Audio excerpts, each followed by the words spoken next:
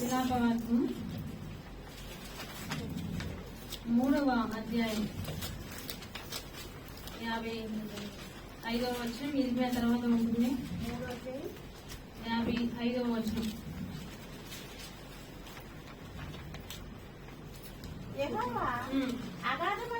అగాధమైన బందీగృహంలో నుండి నేను నీ నామం బట్టి చాలు.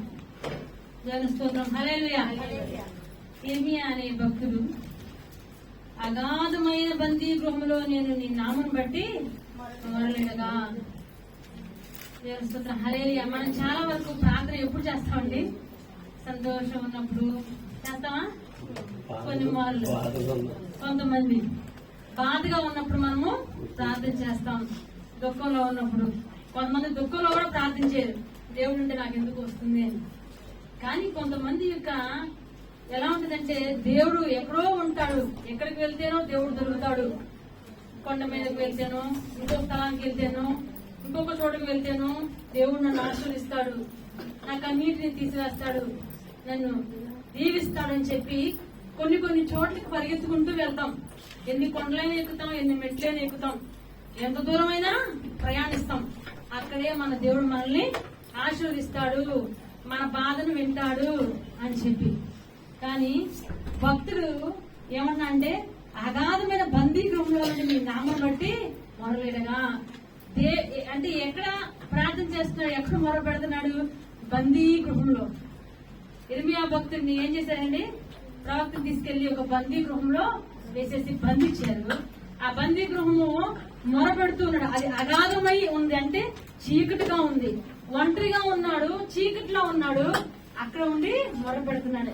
మరి ఇది ఎక్కడికి వెళ్తాడు? ఆ కొండలు ఎక్కలేడు. వెళ్లాల్సిన చోటుకి, ఒక చోటుకి వెళ్తేనో, ఇంకో మందిరికి వెళ్తేనో, కల్వరి టెంపుల్ కి వెళ్తేనో, బెల్లంపల్లికి వెళ్తేనో చాలా మంది ఆశీర్వాదం అనుకుంటారు. బెల్లంపల్లి వెళ్తే, కుక్కట్పల్లి వెళ్తేనే ఆశీర్వాదం పొందుకుంటాం, అక్కడే మా ప్రాంతం దేవుడు ఆలకిస్తాడు, అక్కడికి వెళ్ళాలి అని అనుకుంటాం. అసలు నిజమైన ఆశీర్వాదం ఎప్పుడు వస్తుందంటే, మన పాపములు మనం ఒప్పుకుని, నన్ను క్షమించు ప్రభువా, నీ పాపం ప్రతిదీ నువ్వు ఒప్పుకుని క్షమించమని అడిగి, మనస్ఫూర్తిగా దాన్ని వదిలేసి నన్ను క్షమించు, నన్ను ఆశీర్వదించంటే ఆ క్షణమే దేవుడు నిన్ను ఆశీర్వదిస్తాడు. హల్లెలూయా. కానీ దేవుడు మనల్ని ప్రార్థిస్తున్నప్పుడు ఎక్కడున్నా, నువ్వు ఎక్కడుంటే అక్కడికి నా దేవుడు రావాలి అంటే, చాలా మంది ప్రార్థన చేస్తారు, ప్రార్థనలకి జవాబు రావు, అవునా కదా? చాలా మంది ఎందుకు రావటం లేదంటే, వారు దేవుని సన్నిధికి క్రమంగా వచ్చేవారు అయి ఉండరు, భక్తి సరిగ్గా వారి జీవితంలో లేకపోయి ఉండొచ్చు, వారికి దేవునికి మధ్య పాపం అనే అడ్డు కూడా ఉండి ఉండొచ్చు, అప్పుడు సాతానే అడ్డు రావచ్చు. కాబట్టి ఈ సమయంలో ఏంటి, దేవుడు వస్తాడా నా దగ్గరికి, నన్ను ఆదరిస్తాడా, నా ప్రార్థన కూడా వింటాడా అని చాలా మందికి ఒక క్వశ్చన్ మార్క్ గా ఉంటుంది. అందుకే ఇక్కడ మనకి ఈ రోజు నువ్వు ఎక్కడుంటే అక్కడికి దేవుడు రావాలి అంటే, నువ్వున్న చోటకు వచ్చి నీ ప్రార్థన దేవుడు ఆలకించాలంటే కొన్ని విషయాల్లో మనము ఏ విధంగా జీవించాలి, ఎలా మన ప్రార్థన దేవుడు అంటాడు. నిజమే, ఉదయాన్నే లేసి ప్రార్థన చేస్తున్నావు, కొన్ని ప్రార్థన టైమింగ్లు నీకున్నాయి, కానీ నీ ప్రార్థన టైం నువ్వు కష్టంలో ఉన్నప్పుడు, నష్టంలో ఉన్నప్పుడు, నువ్వు ఆపదలో ఉన్నప్పుడు దేవుడు నీ దగ్గరకు వచ్చి నీ ప్రార్థన వినాలి అంటే, నిన్ను దీవించాలి అంటే, ఆ కష్టం నుంచి విడిపించాలి అంటే నువ్వేం చేయాలన్నది ఇప్పుడు నేను చెప్తాను. ఇక్కడ చూడండి, ఇర్మియా భక్తుడు అగాధమైన బందీగృహం, చీకట్లో ఉన్నాడు, చీకటి కొట్లో ఉండి ప్రార్థిస్తూ ఉన్నాడు అనమాట. అంత చీకటిలో ఉన్నప్పుడు ప్రార్థించగా మనమైతే భయంతో ఏడుస్తూ ఉంటాం, బిగ్గుబిప్పుని ఉంటాం, ఎందుకు ఈ కష్టం వచ్చింది, ఎందుకు ఈ కర్మ అనుకుంటా ఉంటాం. అగాధంలో చీకటిలో ఏం చేస్తున్నాయండి? స్తుతిస్తున్నాడు. చూడండి, మనం ఎలా ఉండాలంటే, నిన్ను ఆశీర్వదించినప్పుడు ఒకేలాగా ఉండాలనే స్థితి, నీకు కష్టం వచ్చినప్పుడు నీకు స్తుతి ఒకేలాగా ఉండాలి. కొంతమంది దేవుణ్ణి తిడతారు, దేవుణ్ణి తిట్టే బుద్ధిహీనులుగా మనం ఉండకూడదు. నువ్వు ఆనందంతో ఎలా స్తుతిస్తావు? హబక్కూలో ఉంటుంది కదా, 3వ అధ్యాయంలో 14వ వచనం చివరి వచనంలో ఉంటుంది కదా, ఏమని? అంజూరపు చెట్లు పూయకునిను, ద్రాక్ష చెట్టు ఫలించకపోయినను, ఓలివ మొక్క ఫలించకపోయినను, గొర్రెల దొడ్లో లేకపోయినను, సేవలో పశువులు లేకపోయినను, ఏమండి, నేను పైరు పంట రాకపోయినా, చేలో పంటకి రాకపోయినా, అది ఫలించకపోయినా నేను మాత్రం నా దేవుణ్ణి స్తుతిస్తాను అని ఎవరు చెప్పారండి? హల్లెలూయా. ఆయన నా రక్షణకర్త దుర్గమై ఉన్నాడు. ఆయన నా కాళ్ళను లేడి కాళ్ళగా చేయును, నన్ను ఉన్నతమైన స్థలం మీద ఆయన నిలుపును. నా దొడ్లో గొర్రెలు ఉన్నా అంటే ఇప్పుడు గొర్రెలు ఎవరికి లేవు, పశువులు ఎవరికి లేవు. ఆ కాలంలో ఉన్నాయి కాబట్టి దాన్ని బట్టి పరిశుద్ధాత్మ దేవుడు రాయించడు. ఇప్పుడైతే మీరేమన్నా తెలుసా?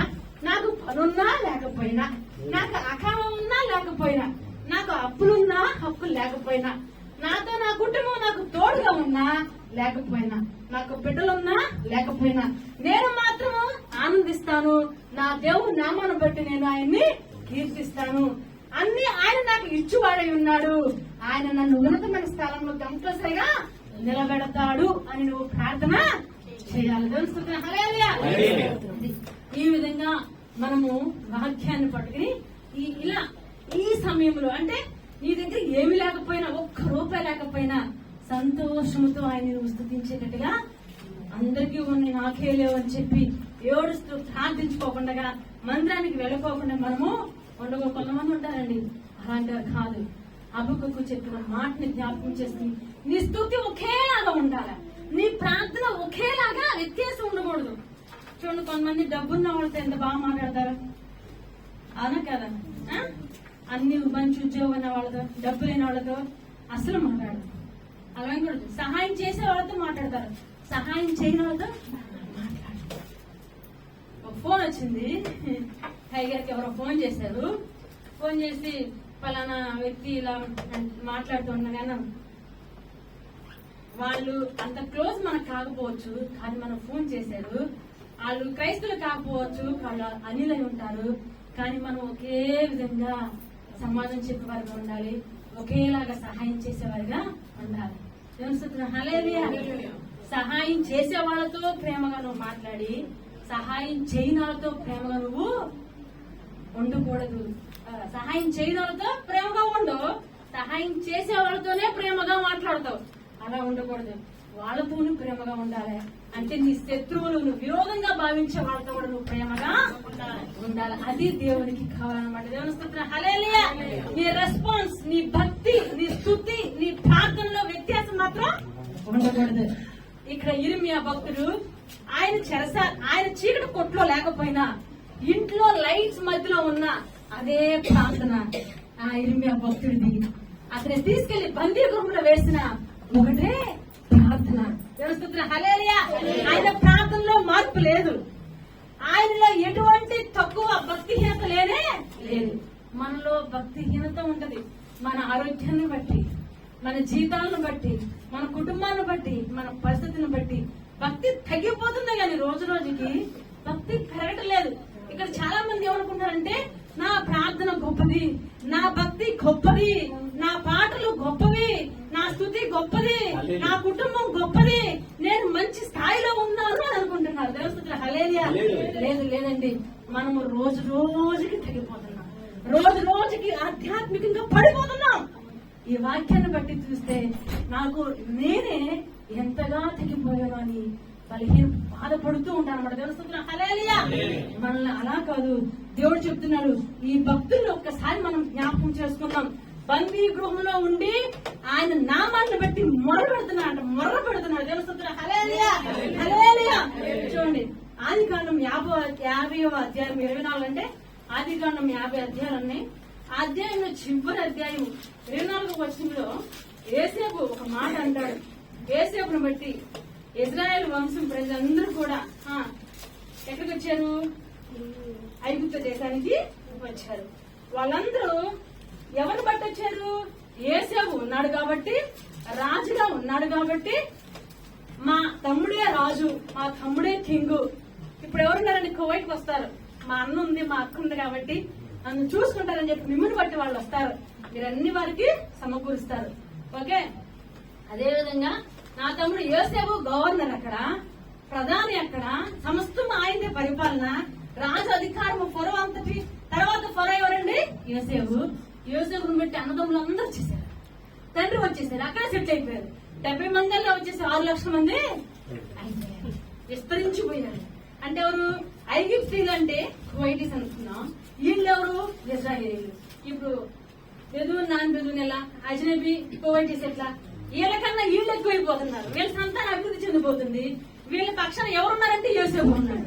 వీళ్ళ కింగ్ ఎవరు? కింగ్ తర్వాత కింగ్ ఎవరు? యోసేపు. హల్లెలూయా. గవర్నమెంట్ అంతా మంచి సపోర్ట్ తో రాజ్యం అంతా ఎవరు? ఇజ్రాయేల్ కూడా చక్కగా వారితో పాటు జీవించారు. యోసేపు ఇప్పుడు చనిపోతున్నాడు. చనిపోతూ ఒక మాట అంటాడు,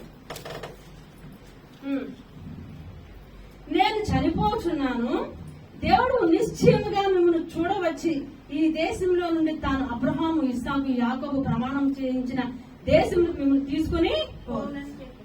యోసేపు చనిపోతున్నాడు. గవర్నర్, ప్రధానమంత్రి చనిపోతున్నాడు. అతను చనిపోతే ఇంకెవరు? ప్రధాని చనిపోతే వీళ్ళు పట్టించిన దిక్కెవరు? ఇంక వీళ్ళు బానిసలు ఎప్పటి నుంచి బానిసలు అయిపోయారు. ఆ పెద్ద ఫరో మారిపోయాడు, ఇంకో ఫరో వచ్చింది. అంటే అక్కడ వచ్చే రాజుల్ని ఎవరైనా సరే ఆ ఫరో అని పిలుస్తారు అనమాట. ఆ రాజు మారిపోయి ఇంకో రాజు వచ్చారు, వాళ్ళు వీరికి అనుకూలంగా లేరు. ఈ యోసేపు ఎప్పుడైతే చనిపోయాడో అప్పటి నుంచి వీళ్ళ పరిస్థితి బానిసత్వంలోకి దిగజారిపోయి పనులు చేసుకోవడానికి వర్కర్స్ గా ఉపయోగించుకుని ఎంతో హింసించాడు.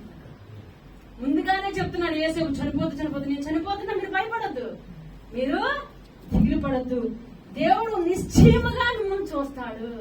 ఎంత మాట చెప్తున్నాడు. నేను లేనని భయపడతారేమో, నేను మీకు తోడుగా లేనని చెప్పి కృంగిపోతారేమో, నా దేవుడు నిశ్చయంగా మిమ్మల్ని మాత్రం ఈ రోజు నీకు నాకు కొంతవరకే తోడుగా ఉంటారు. చాలా మంది నాకు సహాయం చేస్తాను వాళ్ళు కొంతవరకు సహాయం చేసి తర్వాత లేదండి అని అంటారు. ఎంతవరకు? భర్త అయినా కొంతవరకే, భార్య అయినా కొంతవరకే. మీ భార్య మీతో ఎప్పుడు ఉండదు, దూరంగా ఉండాల్సి వచ్చింది. మీ భర్త ఎప్పుడు మీ తోడుగా ఉండదు. తల్లిదండ్రులు ఉన్న వాళ్ళు తోడుగా ఎప్పుడు ఉండరు. చదువులని, ఉద్యోగాలని, అటు ఇటు నీతో తోడుగా ఉండేవాళ్ళు, నిన్ను ప్రేమించేవాళ్ళు, నిన్ను చూసుకునే వాళ్ళు కొంతవరకే, కొంతకాలం వరకే నీకు ఉంటారు. తర్వాత ప్రతి ఒక్కరు నిన్ను వదిలేసి వెళ్ళిపోతారు. అందే మాట ఇప్పుడు చెప్తున్నాడు దేవుడు, నిన్ను నిత్యము నీకు తోడుగా ఉండేది, నిన్ను ఆదరించేది, నిన్ను చూసేది ఎవరండి? మన దేవుడు. ఎందుకు ఒంటరినైపోతున్నావు అని బాధపడేది? ఎందుకు? నాకెవరు లేరయ్యో నా అనుకున్న వాళ్ళు వదిలిపోతున్నారే. అందుకే జాగ్రత్త సుమా, భయపడద్దు, దేవుడు నిన్ను చూస్తున్నాడు. మనకి ఎవరు తోడుంటాడండి? దేవుడు తోడుగా ఉంటాడు. తెలుసు. హల్లెలూయా, హల్లెలూయా. అందుకే హెబ్రీ పత్రిక 13:5 ఉంటుంది, నేను నిన్ను విడువను ఎడబాయను. అవునా కాదా? నేను నిన్ను విడువను ఎడబాయను వాగ్దానము ఉంటదన్నమాట. మన దేవుడు ఎంతమంది ప్రతి ఒక్కరు వదిలేస్తారు సుమా. నీ ప్రియులై ఉండొచ్చు, ప్రేమికులై ఉండొచ్చు, కొంతకాలమే అది ఎవరైనా సరే, అది నిశ్చయం అనుకుని వారి కోసం జీవిస్తావు, వారి కోసమే సాగిపడతావు. కానీ అది కొంతవరకే. నిశ్చయము నీకు తోడుగా ఉండేది, నువ్వెక్కడ ఉన్నా నిన్ను కాపాడేది మన దేవుడు కాబట్టి ఆయన యందు నువ్వు భక్తి కలిగి ఉండాలి. నువ్వు ఒంటరి అయిపోయినప్పుడు ప్రార్థించాలి, అందరూ ఉన్నప్పుడు కూడా నువ్వు ప్రార్థించాలి. దేవుని స్తోత్రం. హల్లెలూయా, హల్లెలూయా. కీర్తనలు 23:4 దావీదు గారు అంటారు కదా, గాఢాంధకారములో నేను సంచరించను, ఏ అపాయముకు భయపడను, నీ రాజదండము నన్ను ఆదరించును, నీ దండము నీ దయ నాకు తోడుగా ఉంటుందని దావీదు హల్లెలూయా, హల్లెలూయా. చూడండి ఎంత విశ్వాసముతో దావీదు కూడా అంటున్నారండి. దానియేలు గ్రంథంలోకి వెళ్తే షద్రకు, మెషకు, అబేద్నెగో ఉన్నారు కదా, వాళ్ళ దగ్గరికి వెళ్దాం. దానియేలు గ్రంథం 3వ అధ్యాయం ఒకసారి చూద్దాం. వాళ్ళతో అంటే మన దగ్గరికి దేవుడు రావాలి అంటే, మన దగ్గరికి దేవుడు దిగి రావాలి అంటే, నువ్వు ఎక్కడుంటే అక్కడికి దేవుడు రావాలంటే అసలు మనం ఎలా ఉండాలి? మన భక్తి ఒకేలాగా ఉండాలి, మన ప్రార్థన ఒకేలాగా ఉండాలి. ఈ రెండేనా? ఇంకేమన్నా ఉండాలా? చూద్దాం.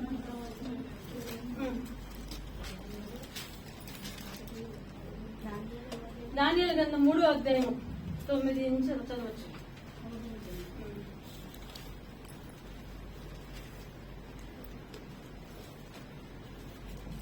రాజు నెబుకద్నెజరు నాతో ఎలాగో మనం చేసేది, రాజు చిరకాలము జీవించును గాక. చాలు, ఓకే, నేను చెప్తాను. దానియేలు గ్రంథం 3వ అధ్యాయంలో షద్రకు, మెషక్, అబేద్నెగో అనే 3 వ్యక్తులు ఉంటారు. చూడండి, బబులోను దేశానికి ఇజ్రాయెల్ ప్రజలందరూ కొనుక్కోబడ్డారు. అవునా కదా? చెరకు. నెబుకద్నెజరు వెళ్లి యెరూషలేము ప్రాంతాన్ని ఏం చేశాడు? రాజుని చంపేసి ఆ ప్రజలందరినీ చెరగి తీసుకెళ్లిపోయాడు. ఆ రాజ్యాన్ని కొల్లగొట్టేశాడు. యెరూషలేం ప్రాంతాన్ని, యెరూషలేం మందిరాన్ని అగ్నితో కాల్చివేసి అందరినీ తీసుకెళ్ళి తెలుసు కదా. యెరూషలేం ప్రజలందరినీ, చాలా మంది ఉన్నారు జనాలు కదా, ఆ లక్షలాది ప్రజలందరినీ కూడా తీసుకెళ్లిపోయారు. అందులో యవ్వనులను, పిల్లలను, స్త్రీలను అందరినీ తీసుకుని వెళ్ళిపోయారు. వాళ్ళకి వచ్చేవారు మిగిలిన వాళ్ళందరూ చంపేశారు. వాళ్ళందరినీ కూడా తీసుకొచ్చి చెరసాలలో పెట్టేశాడు. కానీ ఒక నలుగురిని మాత్రము ఏం చేశారంటే, నెబుకద్నెజరు రాజు తన ప్యాలెస్ లో ఉండడానికి తీసుకున్నాడు. ఎవరంటే వాళ్ళు షెడ్రకు, మెషకు, అబేద్నెగో, దానియేలు. దానియేలు ఫ్రెండ్సే ఈ ముగ్గురు కూడా. ఎందుకు ఈ ముగ్గురే తీసుకున్నాడు అంటే, ఈ ముగ్గురినే ఎందుకు? 1వ అధ్యాయము 4వ వచనంలో చూస్తే, ఇశ్రాయేలు రాజవంశంలో ముగ్గురైన లోపము లేని, ఏ లోపము లేని, సౌందర్యమును, సకల విద్యా ప్రవీణతయు, జ్ఞానమును కలిగి తత్వజ్ఞానము తెలిసిన వారై రాజనగరం నిలవదగిన కొందరు బాలులను రప్పించి, వాళ్ళు ఏ లోపము లేని వారు, జ్ఞానమైన వ్యక్తులు, వివేకము గలవారు, దేవుని యందు బిడ్డలు అనమాట. దేవుని హల్లెలూయా. నువ్వు దేవుని యందు ఉంటే ఏ లోపం అసలు కనబడదు. వాళ్ళ ప్రవర్తన గొప్పది, వాళ్ళ భక్తి గొప్పది. లోపమే లేని బాలులు, యవ్వనులు, వాళ్ళని సెలెక్ట్ చేస్తున్నాడు. దేవుని హల్లెలూయా. చూడండి, అందరు జైల్లో ఉంటే వీళ్ళు మాత్రము రాజా ప్యాలెస్ లో వాళ్ళు ఉన్నారండి. అందరూ జైల్లో ఉన్నారు. ఇప్పుడు చెరకు తీసుకెళ్లిపోయిన వాళ్ళందరూ ఎక్కడ ఉండాలి? చెరసాలలో ఉండాలి, బానిసలుగా ఉండాలి. వీళ్ళు మాత్రము రాజు ఉండే ప్యాలెస్ లో ఉన్నారనమాట. ఎందుకు అంటే వాళ్ళ లోపమే లేదు. దేవుని హల్లెలూయా. నిన్ను ఎవరు ఎక్కడ నువ్వు ఉన్నా కూడా, ఏ చెరసాలలో ఉన్నా, ఎవరు నిన్ను బందీగా తీసుకెళ్ళినా, నువ్వు గొప్ప స్థానంలో ఉండాలి అంటే నీ భక్తిలో ఏ లోపము లేకుండా ఉండాలి. సరే, ఇక్కడ మనము ఏ భక్తికైనా ఒక పరీక్ష ఉంటుంది. ప్రతి రోజు స్కూల్కి వెళ్లే పిల్లాడికి కూడా టెస్ట్ ఉంటుంది. ఆ టెస్ట్ పాస్ అవుతేనే ఇంకొక ఎగ్జామ్, ఇంకొక క్లాస్ పై ఉన్నతమైన స్థానానికి వెళ్తారు. నెబుకద్నెజరు ఒక ఆలోచన వచ్చింది.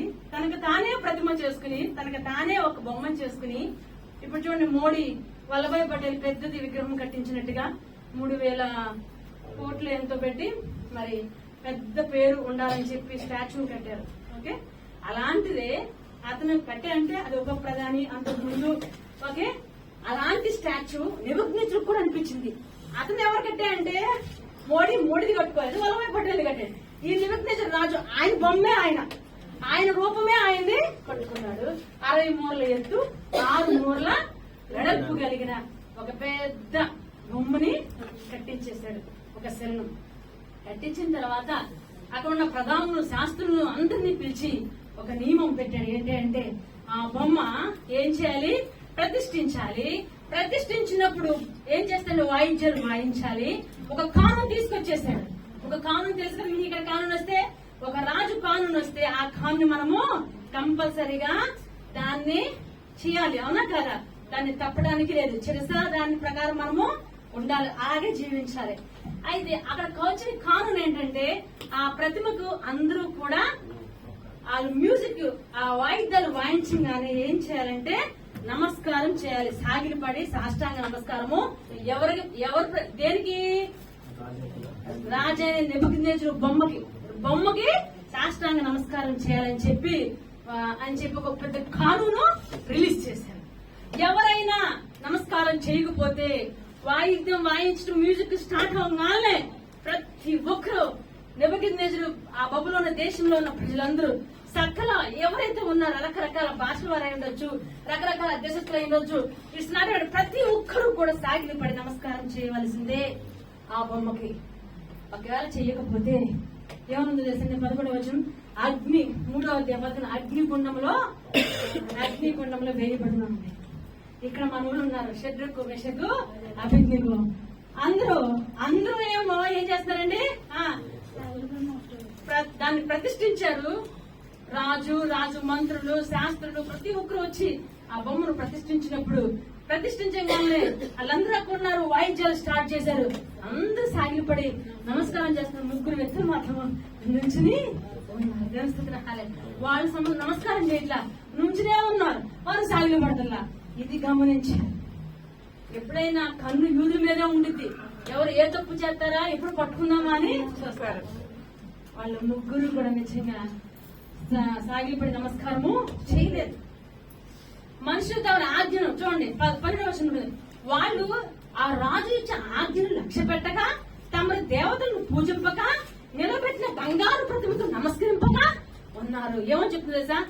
ప్రభువా, నువ్వు ఇచ్చిన ఆజ్ఞను వాళ్ళు లెక్క చేయలేదు, పైగా మన దేవతలను వాళ్ళు పూజించట్లేదు, ఇంకా నువ్వు ఇచ్చిన ఆజ్ఞ ప్రకారము ఆ బొమ్మని దేనితో చేశాడంటే బంగారంతో చేశాడు అనమాట. నెబుకద్నెజరు బొమ్మ బంగారం, ఆ బంగారపు బొమ్మకు దానికి కూడా వాళ్ళు నమస్కారము. ఇది విని మనోళ్ళు 1, 2, 3 ఇంకా ఎక్కువ వేసి చెప్తారు కదా. ఇది విని ఏమవుతుందంటే నెబుకద్నెజరు అగ్నిగుండంలో వేస్తానన్న అతను ఒక అగ్నిగుండం కాదు 7 దాన్ని ఇంకా ఎక్కువ వేడి పెట్టేసి బాగా కోపం వచ్చేసి ఏమన్నారండి 7 అగ్నిగుండము రెడీ చేసేయండి, వాళ్ళ ముగ్గురు అంతా చేసేయండి. అది వేసే ముందు కూడా ఇంకొకసారి వాళ్ళతో మాట్లాడదామని చెప్పి వాళ్ళు పిలిపించి మాట్లాడినప్పుడు మీరు ఎందుకు షడ్రకు మెషకు అభిజ్ఞగా మీరు నా మాటను లెక్క చేయక రాజుతోనే మాట్లాడుతున్నప్పుడు వాళ్ళు అంటారు 17వ వచనంలో ఏమన్నా ఉత్తరం ఇచ్చారంటే, మేము సేవించుచున్న దేవుడు మండుచున్న వేడిమి గల అగ్నిగుండంలో నుండి మమ్మల్ని తప్పించి రక్షించుటకు సమర్థుడు. హల్లెలూయా. ప్రత్యుత్తరం ఇవ్వాలన్న చింత మాకు, మీరు అడిగిన దానికి మేము సమాధానం ఇవ్వాలని గాని, మీరు చెప్పిన దాని ప్రకారం మేము చేయాలని గాని మాకు బాధ గాని, నాకు చింత గాని, నాకు భయం గాని, నాకు దుఃఖం గాని లేదు. నీ ఆజ్ఞ ప్రకారం మేము చేయాలని. ఎందుకు వాళ్ళు మొక్కను అంటున్నారు? ఎందుకు వాళ్ళు ఈ పని చేయనంటున్నారు? ఎందుకు వాళ్ళు లోపం లేని నిర్గమాకాండం 20వ అధ్యాయంలో ఉండింది 10 కమాండ్మెంట్స్ 10 ఆజ్ఞల్లో ఉండింది. ఏమని? భూమి పైనే గాని, భూమి కిందే గాని, ఆకాశం పైనే గాని ఎక్కడైనాను ఏ బొమ్మకి దేనికి పూజింపకూడదు, నమస్కరించకూడదు, విగ్రహారాధన చేయకూడదు. అవునా కాదా? 10 ఆజ్ఞలో ఒక ఆజ్ఞ. ధర్మశాస్త్రం తెలిసిన వారు వీళ్ళు. హల్లెలూయా. అహరోను ఇశ్రాయేలు ప్రజలందరూ కూడా ఒక 40 రోజులు మోషే ఒక దూడం చేసుకుని దాన్నే బొమ్మగా దేవుడిగా అహరోను కూడా అంగీకరించాడు. గాని ఇక్కడ ఇతను మాత్రము ఎవరండి? షడ్రకు అభిజ్ఞకు ఒక సపరేట్ అన్యుల దేశంలో ఉండి వాళ్ళ ఆచార ప్రకారం జీవించాల్సిందలో పోయి, వాళ్ళ ప్రకారంగా ఉండాల్సిందలో పోయి, అయినా కూడా ప్రతిష్ఠిత తను దేవుని కొరకు వారి భక్తి ఎంత చక్కగా నిలబడ్డారు చూడండి. వారి పరిశుద్ధతను పోగొట్టుకోలేదు. దేవుని స్తోత్రం. వారు ప్రత్యేకించబడిన వారుగా ఉన్నారు. మనం అందరిలో గుంపులో గోవిందా వాళ్ళు ఎటు వెళ్తే మనం ఒకటి వెళ్తా ఉంటాం. అవునా కదా? ఎందుకు మన మీదకి వచ్చేసి ఊరు వచ్చినా సరే అన్నారు కదా. ఇక్కడ ఏమన్నారు? ఒకవేళ మేము ఏ దేవుణ్ణి అయితే సేవిస్తున్నామో, ఏ దేవుణ్ణి అయితే ప్రార్థిస్తున్నామో ఆయన మమ్మల్ని రక్షించగల సమర్థుడు అని చెప్పి రాజా ఒకవేళ మమ్మల్ని రక్షించకపోయినా పర్వాలేదు అంటే చచ్చిపోవడానికి కూడా సిద్ధపడ్డాడు. రక్షిస్తాడు. ఏ శిక్ష చేసినా దానికి కూడా చూడండి. వాళ్ళు కానూని చెప్పినప్పుడే అన్నారు మీరు నమస్కరించదు అగ్ని ఉండమని ముందుగానే అది తెలిసి కూడా వాళ్ళు సాగిలపడి నమస్కారం చేయలేదు. శాస్త్రం పెరిగిన వాళ్ళు వాళ్ళ పరిశుద్ధతను, వాళ్ళ ప్రవర్తన కాపాడుకున్నారు, వాళ్ళ భక్తిని కాపాడుకున్నారు. వారు దేనికి కూడా దిగజారే మనుషులు కానే కాదన్నమాట. తెలుస్తుంది. హల్లెలూయా. అలాంటి ఎవరండి? షడ్రకు మెషకు అభిజ్ఞలు. అలాంటి సమయంలో వెంటనే ఇంకా ఎక్కువ కోపం అయిపోయింది అనమాట. 7 అగ్నిగుండం రెడీ చేశారు. వీళ్ళు ముగ్గురిని తీసుకెళ్ళి అగ్నిగుండంలో వేయమన్నప్పుడు అగ్నిగుండంలో వేయడానికి బంట్రోతులు కానీ సైనికులు కానీ వస్తారు కదా, వాళ్ళు తీసుకెళ్లి ఈ ముగ్గురిని పట్టుకుని అగ్నిగుండంలో ఏందన్నా ఆ ఫోటో పెట్టు. షడ్రకు మెషకు అగ్నిగుండం అది వేస్తున్నప్పుడు ఏమవుతుందంటే అది 7 అగ్నిగుండం కదా, వేసేవాళ్లే కాలిపోతారు. ముందు అక్కడ దగ్గరికి వెళ్ళి వెయ్యాలి కదా, అంత వేడి అనమాట. ఆ పట్టుకుని వీళ్ళ ముగ్గురు అందులో దింపబోతుంటే ఈ దింపబోయి ఆ సైనికుల క్షణంలో చనిపోతారండి, కాలిపోతారంట, మసైపోతారంట. వీళ్ళు ముగ్గురు అగ్నిగుండంలోనికి దిగిపోయారు. దేవుని స్తోత్రం. హల్లెలూయా. రాజు చూస్తా ఉన్నాడు. రాజుకి చూడాలనిపించింది, ఆశ కలిగింది అనమాట. ఆ రాజు ఆశ్చర్యపడి తీవ్రం గల ముగ్గురు మనుషుల్ని బంధించి అగ్నిలో వేస్తుంది కదా అని ఒక్కసారి మనం చూడమని చెప్తే ఆ ముగ్గురుతో పాటు ఇంకొకరు ఉన్నారు. రాజా తెలుసు. హల్లెలూయా. ముగ్గురు తీసుకెళ్లి వేస్తే ముగ్గురుతో పాటు ఎవరున్నారు? ఇంకొకళ్ళు ఉన్నారు. ఎవరు అంటే ఆ నాలుగో వ్యక్తి దేవదూతలాగా ఉన్నారండి. నాలుగో వ్యక్తి దేవదూతలా. సరే వాళ్ళని బయటకు తీసామని చెప్పినప్పుడు వాళ్ళు ముగ్గురు బయటకు వచ్చారంట. బయటకు వచ్చినప్పుడు ముగ్గురే ఉన్నారు. వాళ్ళని చూస్తే ఆ అగ్నిగుండంలో వేసేటప్పుడు బట్టలు తీయలేదంటే ఏం తెలియదంట. హడావిడిగా వాళ్ళని తోసిపడేశారు. మళ్ళీ వాళ్ళు బయటకు వచ్చినప్పుడు వాళ్ళ బట్టలు నలగటం కానీ వాళ్ళ ఇంటికి ఒక్కటన్నా కాలిపోవడం కానీ అసలు జరగనే జరగదు. ఎలా ఉన్న వాళ్ళు అలాగే ఉన్నారంట. దేవుని స్తుతిని హల్లెలూయా. రాజు ఆశ్చర్యపోయాడు. ఏం చేశాడు రాజు? ఆశ్చర్యపోయాడు. ఆ నలుగురు మనుషులు అదే విధముగా అప్పుడు అంటారన్నమాట రాజు, మహోన్నతుని దేవుని సేవకులారా బయటకు వచ్చి నా ఎందుకు రెండని పిలవగా రాజే తెలుసుకున్నారు, నీ దేవుడు గొప్పవాడు, నీ దేవుడు నిజమైన వాడు, ఆయన నిన్ను రక్షించుటకు సమర్థుడై ఉన్నాడు. ఇదంతా ఎందుకు చెప్తున్నానంటే షడ్రకు మెషకు అభిజ్ఞాలు అగ్నిగుండంలో ఉన్నప్పుడు దేవుడు అక్కడికి వచ్చాడా లేడా? ఎందుకు వచ్చాడు? నువ్వు వెళ్తే వస్తాడా? ఏమండి వాళ్ళు వెళ్తే ఎందుకు వచ్చారంటే వాళ్ళు భక్తి చాలా గొప్పది, వాళ్ళు ప్రత్యేకించబడిన వారుగా ఉన్నారు, దేవుని బిడ్డలు కలిగా ఉన్నారు, మంచి లోపం లేని వారుగా ఉన్నారు, ధర్మశాస్త్రం ప్రకారం నడుచుకునే బిడ్డలుగా ఉన్నారన్నమాట. అంతేగాని దారి తప్పేవారిగా మనం ఉండకూడదు. అలాంటి మన భక్తి, మంచి ప్రవర్తన, మంచి పరిశుద్ధత మనం కలిగి ఉంటే వాళ్ళు రాజు ఇచ్చే భోజనము వాళ్ళు అంటారు, మీరు మాతో ఉండండి, రాజు ఏం భోజనం చేస్తాడో ఏం తాగుతాడో ఆ డ్రింక్స్ ఆ మందు ఆ భోజనం అంతా మీకు వచ్చిందంటే మా వద్దు. ఎవరొస్తుకి ఏం కావాలి? మంచి తిండి మంచి డ్రింక్ ఉంటే చాలు, మాకు వద్దు. ఎందుకంటే వాళ్ళు విగ్రహారాధికులు, విగ్రహం సమర్పించే ఉండొచ్చు, ఆ వైన్ అవి మాకేం వద్దని చెప్పి అప్పుడు కూడా వారి ప్రవర్తన వారి అపరిశుద్ధం కాకోకుండా పరిశుద్ధంగా వారి భక్తిని కాపాడుతున్నారండి. వాళ్ళు ఎంత గొప్పవారు చూడండి. వాళ్ళ భక్తిలో రాజీ పడలేదు, వాళ్ళు రోషం కలిగిన వారు, వారు వాక్యం తెలిసిన వారు, వారు ప్రత్యేకించబడిన వారు, వారి పరిశుద్ధులు. దేవుడు అంటే ప్రథమ స్థానం ఇస్తారు, మంచి ప్రథమ స్థానం. అంతే నువ్వు ఇస్తావా దేవుడికి ప్రథమ స్థానం? ఇవ్వరు. కష్టం వచ్చినప్పుడే దేవుని మందిరం, కష్టం వచ్చినప్పుడే నీ ప్రార్థన, కష్టం వచ్చినప్పుడే నీకు వెలుగు. ప్రథమ స్థానం ఇచ్చేవాళ్ళు మొట్టమొదటి స్థానం దేవుని మందిరంలో ఉండాలి. నీకు ప్రథమ స్థానం. ఈ నెల ఏంటి? మొదటి వారం. ఎంతమంది ఉన్నారు మొదటి వారం? చాలా మంది మిస్ అయిపోయారు. దేవుని స్తుతిని హల్లెలూయా. అవకాశం ఉండి రాని వాళ్ళు ఉన్నారన్నమాట. మొట్టమొదటి నీ స్థానం ప్రథమ స్థానం నువ్వు ఇస్తే, ప్రియమైన దేవుని బిడ్డలారా, నువ్వు ఎక్కడున్నా నువ్వు ప్రార్థిస్తే, చెరసాల్లో ఉన్నా, హాస్పిటల్లో ఉన్నా, ఐసీయూలో ఉన్నా, యాక్సిడెంట్ జరగబోతున్న క్షణంలో కూడా నువ్వు ప్రార్థించగా దేవుడు నిన్ను వచ్చి రెండో వ్యక్తిగా నిన్ను రక్షిస్తాడు. నువ్వు ప్రత్యేకంగా ఉండాలి, నువ్వు పరిశుద్ధతో ఉండాలి, రోషం కలిగి ఉండాలి, నీ ప్రవర్తన మంచిగా ఉండాలన్నమాట. అప్పుడు అగ్నిగుణమే కాదు, సాతాను ఎదురుగా ఉండి నీకు ఎంత ఏ శత్రువు నీ చుట్టూ ఉన్నా కూడా నువ్వు ప్రార్థించగా దేవుడు దిగి నీ దగ్గరికి వస్తాడు. అంతే. హల్లెలూయా. నిన్ను బట్టి అనేక మంది అప్పుడు శత్రుకు మెషికి అభిజ్ఞాలు దేవుడు తెలుసా, ఇంకెవరు కూడా శత్రుకు మెషికి అభిజ్ఞాలు వారు మన దేవతల్ని పూజించాల్సిన పని లేదు, ఆ దేవుణ్ణి ఆరాధించుకోండి. ఎవరైనా ఆరాధించొద్దు అంటే వాళ్ళ ఇల్లు పెంట కుప్పగా నేను చేస్తానని చెప్పి రాజు ఒక శాసనాన్ని వారి కోసము ఏ శత్రువులైతే పట్టుకుని ఇచ్చేసారో వాళ్ళకి ఫ్రెండ్ ఇచ్చేసామంట. వారిని ఒక మాట మీరు అంటానికి వీలే లేనే. శాస్త్రం మారిపోయింది. దానియేలు చూశారుగా, సింహం బోన్లో ఉంటే దేవుడు వచ్చేసాడు. సింహం బోన్లో ఎందుకు? దానియేలు సింహం బోన్లో ఉండగా సింహాలు దానియేలు తినలేదు. అక్కడ ప్రార్థించగా దేవుడు వచ్చాడా లేదా? సింహం మూసివేసాడు లేదా? ఎందుకు దానియేలుకు మాత్రమే అట్లా జరిగింది? ఎందుకు శత్రుకు మెషకు మాత్రమే జరిగింది? దానియేలు ప్రార్థనాపరుడు, స్థిరమైన భక్తిపరుడు, అమ్మాడు ప్రార్థించాడు. ఇలా వద్దాగా ప్రార్థిస్తున్నాడని యెరూషలేము తట్టు తిరిగి అక్కడున్న వాళ్ళందరూ ఏం చేశారండి? ఏం చేశారు?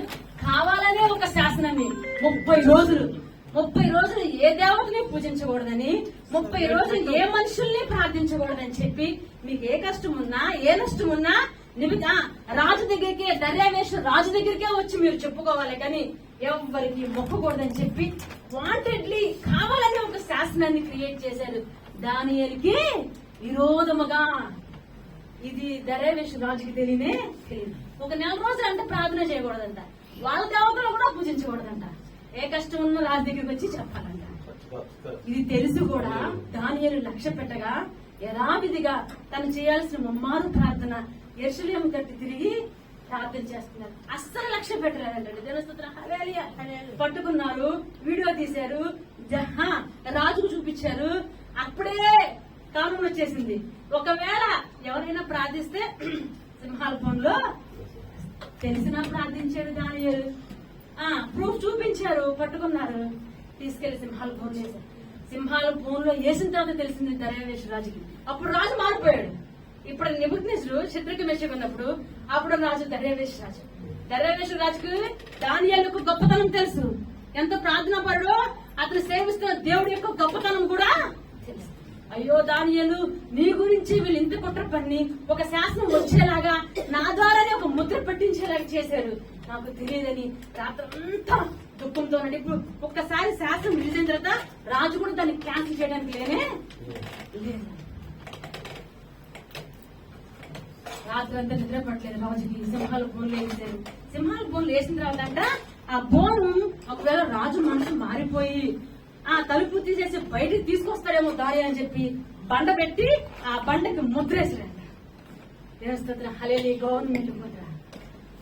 దేవుని స్తోత్రం. ఆ ముద్ర వేస్తే ఎవరైనా కచ్చేయడానికి కూడా లేదు, ఎవరైనా రాజైనా ఇంకెవరైనా. రాత్రి ఏమో పాపం దర్యావేషు రాజు గారికి తెలిసి చాలా మన దానియేలు క్షేమంగా సింహాల బోన్లోకి వెళ్ళిపోయాడు. దానియేలు గ్రంథం 6వ అధ్యాయం చదివితే మీకు ఉంటుంది. ప్రియులారా, ఉదయాన్నే లేచి చూస్తే రాజు పరిగెత్తుకుంటే దానియేలు ఉన్నావా అంటే జీవము గల నువ్వు సేవిస్తున్న జీవము గల దేవుడు నిన్ను రక్షించనా. దేవుని స్తోత్రం. జీవము గల దేవుడు. దేవుని స్తోత్రం. హల్లెలూయా. అవును, నువ్వు చెప్పింది సత్యమే. చూడండి 6వ అధ్యాయం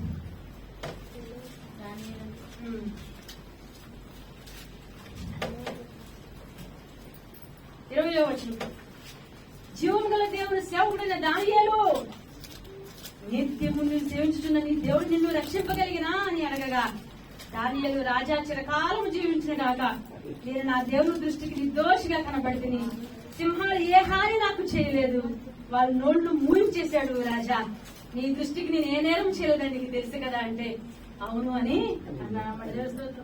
రాజు ఎంతో సంతోషమైపోయి దానియేలును బయటికి తీసుకొచ్చేసి దానియేలు మీద కుట్ర ఎవరైతే పన్నారో ఆ కుట్ర పన్ను వాళ్ళని, వాళ్ళ భార్యలను, వాళ్ళ కుమారుల్ని సింహాల పోలు లేచంట. వాళ్ళందరూ సింహాల పోలు అడుగు పెట్టంగా సింహం మొత్తం అందరికి క్షణం కూడా ఆగలేదండి. దాని తర్వాత ఒక చట్టం. దానియేలు మీదకి విరుద్ధంగా ఎవరైనా చట్టం తీసుకొచ్చినా సేవించకూడదు, ఆ దేవుణ్ణి ఆరాధించకూడదని చట్టం, ఆయన ఎవరు అడ్డపెట్టకూడదని చెప్పేసి ఒక శాసనమే రిలీజ్ చేశామని దేవుని చెప్పిన. హల్లెలూయా. చూడండి, ఆయన విడిపించేవాడు, రక్షించేవాడు అయి ఉన్నాడు. పరమందును భూమి మీదను సూచన క్రియలు ఆశ్చర్యకరం చేయవాడు. ఆయన సింహాల నోటి నుండి దానియేలును రక్షించుడని వ్రాయించెను. వాళ్ళ గ్రంథాల్లో, వారి చట్టంలో దానియేలు సింహము నుండి రక్షించాడని చెప్పి రాశాడంటే దేవుని చెప్పిన. హల్లెలూయా. ఆయన ఎలాంటి వాడంటే మన దేవుడు రక్షించే సమర్థుడు, ఆశ్చర్య కార్యములు చేసేవాడు. ఎక్కడున్నా సింహాల బోనులో తెలుసు. హల్లెలూయా. సింహం చూస్తే భయపడిన వారు అంటారా? అది మింగుకోకుండా ఉంటుందా? ఉంది. అంటే అలాంటి పరిస్థితుల్లో కూడా మన దేవుడు మనల్ని ఎందుకు దానియేలు దగ్గర దేవుడు దిగి వచ్చాడు. హల్లెలూయా. దానియేలుకున్న పరిశుద్ధత, దానియేలుకున్న సమర్పణ, దానియేలుకున్న ప్రత్యేకత, దానియేలు ఇచ్చే ప్రథమ స్థానం దేవుడికి. దేవుడు హల్లెలూయా. ఎవరిస్తున్నారు? ఎక్కడొస్తాడు దేవుడు మీ దగ్గర దిగి? ఎక్కడొస్తాడు మిమ్మల్ని రక్షించడానికి? ఎలా అన్ని కాపాడదు? నీవు ఎక్కడున్నా, ఏ చోట ఉన్నా నిన్ను ఈ రోజు దేవుడు రక్షించాలి అంటే, నిన్ను అగ్నిగుండం నుండి తప్పించాలంటే, సింహం లాంటి శత్రువు నోట పడుకోకుండా నీ బిడ్డను నిన్ను కాపాడాలంటే నువ్వు చేయాల్సిన ఒక ప్రత్యేకమైన భక్తి. నువ్వు ఒక ప్రత్యేకమైన ప్రథమ స్థానంలో దేవునికి ఇవ్వాలి. నువ్వు ప్రథమ స్థానంలో దేవుని స్తోత్రం. హల్లెలూయా. నీ భక్తిని నువ్వు చక్కగా చూసుకోవాలి, నీ ప్రవర్తన చక్కగా చూసుకోవాలి, దేవుని యందు రోషం కలిగి ఉండాలి. దేవుని స్తోత్రం. హల్లెలూయా. అప్పుడే నీ ప్రార్థన ఎలా ఉండదండి?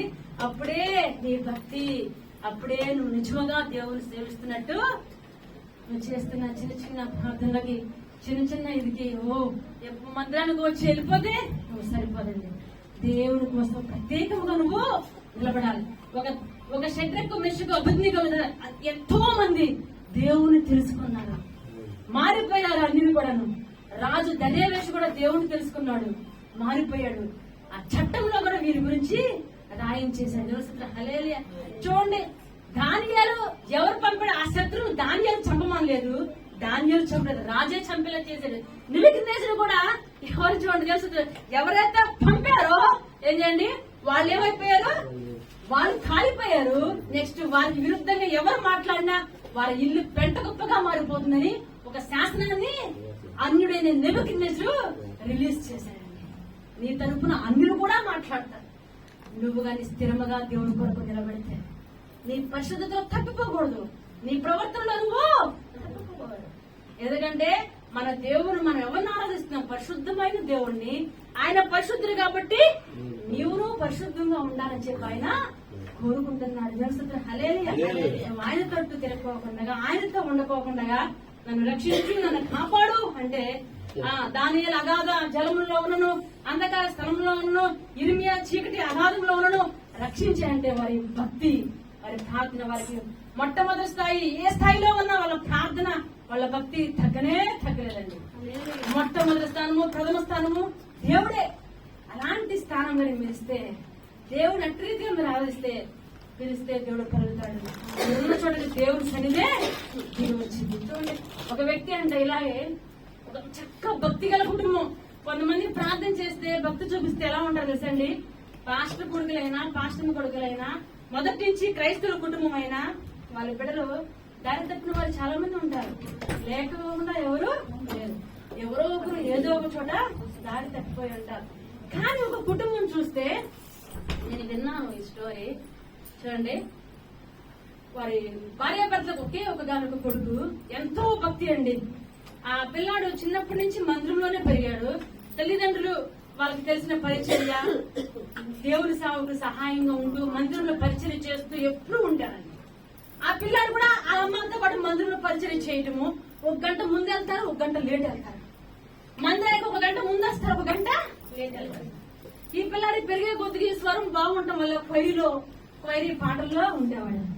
పెరిగే కొద్దికి యవనస్తులు అయ్యే కొద్దికి క్వైరీలో ఉండడము, క్వైరీ పాటలు పాడుతూ చక్కగా పరిచర్య చేస్తూ మందిరంలో ఉంటూ ఉంటారండి. ఆ కుటుంబం చక్కగా పిల్లాడు పెద్దయ్యాడు, యవనస్తులు అయ్యాడు, ఉద్యోగం చేసుకుంటూ ఉన్నాడు. ఆ సమయంలో సడన్ గా మరి పాట పాడుకుంటూ ఉన్నప్పుడు నోట్లో నుంచి రక్తము. హాస్పిటల్కి వెళ్లి చెక్ చేసుకుంటే క్యాన్సర్ అని చెప్పారు. సరే, నేను హాస్పిటల్లో ట్రీట్మెంట్ తీసుకుంటున్నారు. పుండు అయిపోయింది, నోరంతా కూడా. దేవుని హల్లెలూయా. అయినా కూడా వాళ్ళ భక్తి మారలేదు. వాళ్ళు ఆనందంగా ఉన్నప్పుడు, సంతోషంగా ఉన్నప్పుడు ఒకేలాగా భక్తి ప్రార్థన చేస్తా ఉన్నారు. కుమారుడికి క్యాన్సర్ అని తెలిసినా కూడా స్తుతిస్తూనే అదే భక్తితో, ఎందుకయ్యా నాకు ఒక్క కొడుకు ఇచ్చి ఆ కొడుకు ఇలా చేసేవారు వాళ్ళు. అదే ప్రార్థన, అదే స్థుతి, అదే ఆనందంతో దేవుణ్ణి ఆరాధిస్తూ ఉన్నారు. తీరా ఈ కొడుకు చూస్తే యవనస్తుడు కదా, కొడుకుడు అన్ని టెస్టులు చేశారు. చేసిన తర్వాత మళ్ళీ 6 నెలలకి రమ్మన్నారు. మళ్ళీ ఆపరేషన్ రెడీ చేయాలి. అన్ని టెస్టులు ఈలోపు హిస్టోస్కోపీ రిపోర్ట్స్, బయాప్సీ రిపోర్ట్స్ అన్ని వచ్చేస్తాయి అని చెప్పారు. వచ్చేసిన రిపోర్ట్లన్నీ ఆపరేషన్ కి వెళ్తున్నారు. జూనియర్ డాక్టర్స్ మళ్ళీ ఇంకొకసారి మళ్ళీ రీసెంట్ రిపోర్ట్లు కూడా చెక్ చేసుకుందాం అన్నారు. అయితే ఈ కుమారుడితో అంటున్నారంట డాక్టర్లు, ఇప్పుడు నీ నాలుకను కట్ చేయాలి, మేము నాలుకను తీసేస్తేనే కానీ నువ్వు బ్రతకవు. నీకు వచ్చిన క్యాన్సర్ ఎక్కడ వచ్చిందంటే నాలుగు వచ్చింది. పాపం పాటలు పాడుతూ ఉంటాడు, స్తుతిస్తూ భక్తి గల్ల యవనస్తుడు అనమాట. అయితే సరే అని చెప్పి నేను ఇప్పుడు టేప్ రికార్డ్ అక్కడ పెట్టి రికార్డ్ చేస్తున్నారు. నీ నాలుగు ఎప్పుడైతే కోసేసి కట్ చేస్తామో దాని తర్వాత పాడటానికి నీకు ఉండదు, మాట్లాడటానికి ఉండదు. కాబట్టి నువ్వు మాట్లాడలేవు. కాబట్టి నువ్వేమన్నా చివరిగా ఎవరితో మాట్లాడాలనుకుంటే, చివరిగా ఎవరితో మాట్లాడాలనుకుంటావేమో, ఇంకెవరికైనా ఏమన్నా చెప్పాలనుకుంటున్నావేమో, నువ్వు చెప్పుకో, మేము రికార్డ్ చేస్తాము. ఇక్కడ టేప్ రికార్డ్ ఉంది, రికార్డ్ ఆన్ చేసాము, మీరు మాట్లాడుకోవచ్చు. సరే అని చెప్పి వాళ్ళు రికార్డ్ ఆన్ చేశారు. అంతకు జూనియర్ డాక్టర్స్ వెళ్ళి రిపోర్ట్ చెక్ చేసుకున్నాము, అన్ని రెడీ చేసుకున్నాం ఆపరేషన్ అని చెప్పి వెళ్ళారు. కుమారుడు రికార్డ్ ఆన్ చేయగానే ఏమని మాట్లాడుతున్నా అంటే, నా ప్రాణమా యెహోవాని సన్నిధించము, నా ప్రాణమా ఆయన పరిశుద్ధ నామమును సన్నిధించము, నా ప్రాణమా యెహోవాని సన్నిధించము, ఆయన చేసిన ఉపకారాలు దేనిని మరవము. దేని ఓ దేవుడు నువ్వు స్థుతించుకున్నాడులే. తర్వాత ఇంకా వాళ్ళ అమ్మలతో మాట్లాడతాడేమో, వాళ్ళ నాన్నలతో మాట్లాడతాడేమో అంటాను. సరే ఇంకా ఏం మాట్లాడాలనుకుంటున్నావు? మాట్లాడంటే praise God, praise God, praise God, స్తోత్రం, స్తోత్రం, స్తోత్రం, స్తోత్రం, స్తోత్రం అని స్థుతిస్తూనే ఇంకేం మాట్లాడలేదు. ఇదే స్థుతిస్తూనే ఉన్నాడు రికార్డ్ నుంచి. పిచ్చోళ్ళగా ఉన్నాడని చెప్పి అంతవరకు అయిపోయి ఆఫ్ చేశారు రికార్డింగ్. రిపోర్ట్ తీసుకోవడానికి వెళ్ళిన జూనియర్ డాక్టర్స్ ఆపరేషన్ రెడీ చేసుకుంటారు. రిపోర్ట్ ఇంకోసారి చెక్ చేస్తే ఆ రిపోర్టులో తేడా వచ్చేసింది. రిపోర్ట్లు ఆ క్యాన్సర్ లేదు అని ఉంది. వెంటనే వాళ్ళు కంగారు పడిపోయి రిపోర్ట్ సీనియర్ డాక్టర్స్ చూపించారంట. ఇది ఎలా రిపోర్టు? స్టార్టింగ్ రిపోర్ట్ ఇలా వచ్చింది, ఇప్పుడు రిపోర్ట్ ఎట్లా మారిపోయింది? అసలు ఇది క్యాన్సరే కాదు అని చెప్పి సీనియర్స్ చూపించినప్పుడు వాళ్ళు కూడా ఇంకోసారి కన్ఫర్మ్ చేసుకుని మళ్ళీ చెక్ చేసుకుని మళ్ళీ రిపోర్ట్ పంపించి ఆ రిపోర్ట్లు అంతా నార్మల్ అయిపోయింది. నీకు వచ్చింది క్యాన్సర్ కాదయా, అది చిన్న పుండు, అది తగ్గిపోతుంది, దానికి అసలు ఏ ఆపరేషన్ అవసరం లేదు. కానీ ఇది ఫస్ట్ టైం మేము చూస్తున్నాం. ఒక్కసారి వచ్చిన రిపోర్ట్ మళ్ళీ ఇంకోటి మారడానికి వీల్లేనే లేదు. కానీ ఇది జరిగింది. ఇది ఎలా జరిగింది అంటేను అని అన్నాడు. అతను ఏం చెప్పాడు తెలుసా? నేను చేసే స్తుతి ప్రార్థన నా నాలుగు పోతుంది అని ఏడవలేదు. నేను ఎందుకు పనికిరాను కదా, నా వివాహానికి పనికిరాను, నా తల్లిదండ్రులు పనికిరాను, ఇంక దేనికి నేను ఉపయోగపడను, నేను చచ్చిన జీవోత్సవమే కదా అని అనుకోలేదు. ఏడుస్తూ నాకెందుకు ఇంత కష్టం ఇచ్చాం లేదు, ఆనందిస్తూనే దేవుని స్తుతిస్తూనే ఉండేవాడినండి. ఆ స్తుతి, ఆ ప్రార్థన రిపోర్ట్ ని, అతని బ్రతుకుని, ఆ రోగాన్ని మార్చివేసేసి ప్రతిరోజు కథ మందిరానికి వెళ్ళేవాడంట. ప్రతిరోజు వెళ్ళేవాడంటండి. ఒక్కరోజు కూడా మానేవాడు కదంట. మందిరానికి వెళ్తే కన్నీటితో ప్రార్థనే, అంగలార్పు ప్రార్థనే. ఒకరోజు మందిరానికి రాలేదన్నమాట. ఎందుకు రాలేదు అంటే హాస్పిటల్లో ఉన్నాడు, లెగోలేని స్థితిలో ఉన్నాడు, చాలా భయంకరమైన స్థితికి వెళ్ళిపోయాడు. అక్కడ ఉన్న వాళ్ళందరూ చూడటానికి వచ్చి రోజు మందిరానికి వెళ్తావా శుక్రవారం వస్తే, ఈ రోజు హాస్పిటల్లో ఉన్నావుగా, దేవుడు నీకు బాగా చేశాడా? మేమందరం బాగున్నాం, మాకేమన్నా ఉందా? చక్కగా ఉన్నాం. మందిరానికి వెళ్ళి వెళ్ళి వెళ్ళి చివరికి నువ్వు తీసుకొచ్చింది ఏముంది? ఏమీ లేదు. హల్లెలూయా. కానీ ఆ మందిరం టయానికి, ఎప్పుడు మందిర టైంలో ఆరాధన జరుగుతుందో అదే టయానికి దేవుడు అంట ఆ బిడ్డ దగ్గరికి వెళ్ళిపోయాడండి. హల్లెలూయా. చెప్తున్నాడు, యేసయ్యా నువ్వు నా దగ్గరికి వచ్చావానంటే, ఎప్పుడు నువ్వు నా కోసం నా దగ్గరికి వచ్చావు కదా, ఇప్పుడు అందుకే నేను నీ దగ్గరికి వచ్చానని చెప్పాడు. నా దేవుడు ఐసీలో ఉన్నా, మరణ పడక మీద ఉన్నా, నువ్వెక్కడుంటే అక్కడికి వచ్చి పలకరించి నిన్ను ఆశ్రయించే దేవుడై ఉన్నాడు.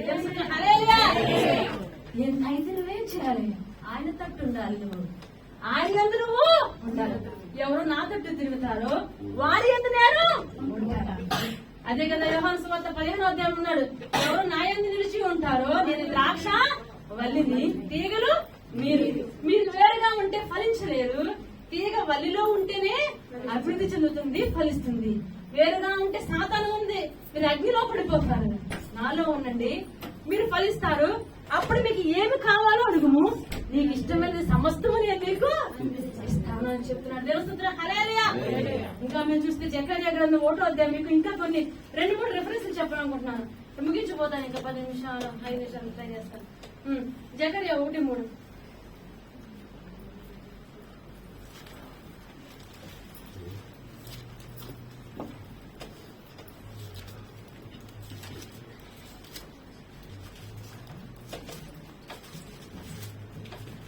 జకర్యా 1వ అధ్యాయం 3వ వచనంలో ఉంటది. చూడండి, పేజ్ నంబర్ 777. 777. అందుకు యెహోవా, ఇంకొంచెం కిందకు వచ్చేసాను.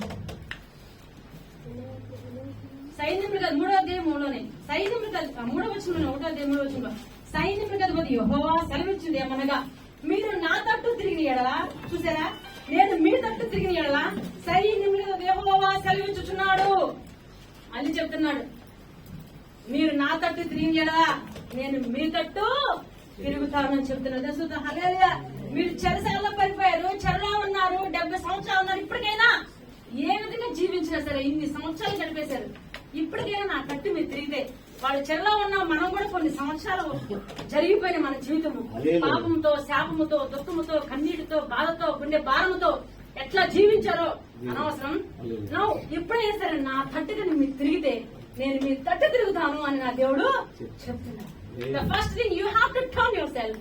అప్పుడే నేను మీ తట్టు నేను తిరగగలుగుతాను అని దేవుడు. మీరు కావాలనే దేవుని వైపు తిరగట్లేదు, కావాలనే ప్రార్థన చేయడం లేదు. ప్రార్థన రాక కాదు, సమయం లేక కాదు, దేవునికి విరోధంగా మీరు ఉంటున్నారు. మీరు నా వైపు తిరగండి, నేను మీ వైపు తిరుగుతాను. మీరందరూ కూడా ఏం చేస్తున్నారంటే తెలుసా? మీ ఇల్లు కట్టుకోవడము, మీ కుటుంబం కోసము, నీ బిడ్డల కోసము, నీ భార్య కోసమే కష్టపడుతున్నారు. నా కోసము, నా పని కోసము, నా పరిచర్య కోసము ఆలోచించేవారు కానీ నా మందిరం కట్టేవారు కానీ ఎవరు లేనే. అంటే ఆ మందిరం కట్టమంటే ఇటుకలు ఇసుకలు అన్ని కట్టమని కాదు. ఇప్పుడు మందిరం కట్టమంటే ప్రజలతో, ఆత్మతో కట్టేవారు, ఆత్మను సంపాదించేవారు. మందిరం అంటే నీవే, మందిరం అనగా నీవే వ్యక్తులు అని అర్థం. తెలుసు ఎవరు కడుతున్నారు మందిరాన్ని? ఒక ఇటుకి ఇంకో ఇటుకి ఏది? ఇంకొక మందిరాన్ని కడుతున్నారా? ఆత్మను సంపాదిస్తున్నారా? నీ కుటుంబం కోసం, నీ బిడ్డల కోసము అంగలాకు ప్రార్థన, కన్నీటి ప్రార్థన, వారి కోసం నీ శరీరాన్నే దహించి వేసి ఎంతగానో నలగొట్టుకుంటున్నాం. నా కోసము ఒకసారి నిలబడు, నా నిమిత్తం ఒక్క పనన్నా చెయ్యి. అన్ని నీకు ఇష్టమైన దేవుడు చేస్తున్నాడు. దేవునికి ఇష్టమైనది ఏం చేస్తున్నారు మీరు? ఎనీథింగ్ మీరు ఎక్కడన్నా మీరు చేస్తున్నారా? ఒక్క ఆత్మను మీరు మందిరానికి తీసుకెళ్తున్నారా? నా మందిరాన్ని కట్టేది ఎవరండి? నా మందిరాన్ని కట్టేది ఎవరని చెప్తున్నారు. దేవుడు చెప్తున్నారు హల్లెలూయా. అలాగని మీరుంటే నేను మీకు అగ్ని ప్రకారముగా ఉంటాను. మిమ్మల్ని ఎవరు తగ్గుకోకుండా నీ కనుగొట్టి ముట్టిన వారు నన్ను ముట్టినట్టు. ఎప్పుడంటున్నా ఆ మాట? నువ్వు నా వైపు తిరిగితే నీకు నేను ఒక అగ్ని ప్రకారంగా ఎవరు ముట్టలేదు. ఒకవేళ ముట్టిన అగ్ని వాళ్ళు మసైపోవాల్సిందే, వాళ్ళు పొడిపోవాల్సిందే. దేవుని స్తోత్రం హల్లెలూయా. ముగిస్తున్నాను. ఓకే, హోషేయ పోయిన వారం చెప్తూ ఆగిపోయాను కదా. హోషేయ 14వ అధ్యాయం 5వ వచనంలో ఇదే లాస్ట్ రెఫరెన్స్.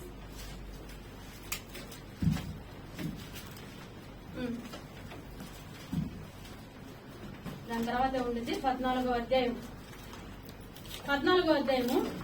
1వ వచనంలో 751. ఇజ్రాయేలు నీ పాపం చేత నువ్వు కూలితు గనుక నీ దేవుడైన యెహోవా తట్టు తిరుగుము. చూస్తున్నారా? వాక్యాన్ని ఇక్కడ కూడా మళ్ళీ చెబుతున్నాడు. హోషేయ గ్రంథంలో కూడా నీ దేవుని తట్టు నీవు తిరుగుము. నీవు తిరిగితే ఎలా ఉంటావంటే 5వ వచనంలో చేయండి. చెట్టుకు మంచు ఉన్నట్లు నేను అతనికి ముందును. చెట్టుకు మంచు ఉంది అంటే వర్షం లేకపోయినా మంచు చాలు అది ఫలించటానికి, అది బ్రతకటానికి, అది జీవించటానికి, దాని కొమ్ము బహుగా విస్తరించటానికి, పూయిన అంజురపు చెట్టు పూయటానికి, ఫలించిన ఒలివ మొక్క పండ్లు కాయటానికి మంచు చాలు. ఆ మంచు ఎప్పుడు అతుక్కునే ఉంటది. ఆ మంచు నేను నీకై ఉంటాను. ఇంతవరకు నువ్వు ఫలించలేదు, ఇక నువ్వు ఫలిస్తావు. ఇంతవరకు నీ కొమ్మలు, నీ బిడ్డలు, నీ వంశము అభివృద్ధి చెందలేదు, కానీ నీకు మంచులాగా ఉంటాను. నీరునిచ్చి తోడునిచ్చి నిన్ను ఆశీర్వదించడానికే నేను అతుక్కుని తోడుగా ఎప్పుడు నీతోనే ఉంటాను. నువ్వెక్కడుంటే అక్కడ ఉంటాను, నీ బిడ్డలతో ఉంటాను. కానీ ఏం చేయాలంటున్నాడు? నా తట్టు నువ్వు తిరిగితే. దేవుని స్తోత్రం హల్లెలూయా. ఇంకా చూస్తే మేఘాలో ఉంటది మీ ప్రవర్తన జాగా దీన మనసులై ఉండండి. మన ప్రవర్తన, మన భక్తి, మన లోబడటం, మనము పరిశుద్ధత, మన ప్రత్యేకత, రోషము కలిగి జీవించే వారిగా ఉంటే ప్రియమైన బిడ్డలు ఇప్పుడు ప్రార్థించేయి. నా దేవుడు నీ దగ్గరికి దిగి వస్తాడు.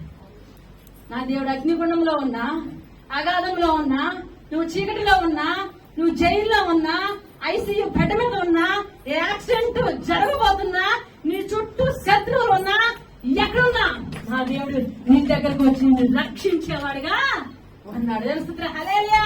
ఎవరు నిన్ను ముట్టలేరండి. తెలుస్తుందా హల్లెలూయా. అందులో